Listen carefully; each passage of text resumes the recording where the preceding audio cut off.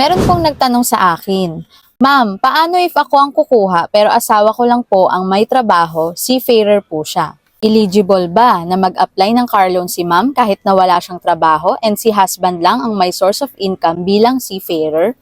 Pwedeng-pwede po mag-apply as long as tumatanggap siya ng remittance or yung tinatawag na allotment from her husband na seafarer. Ito na yung ide-declare niyang income sa kanilang application.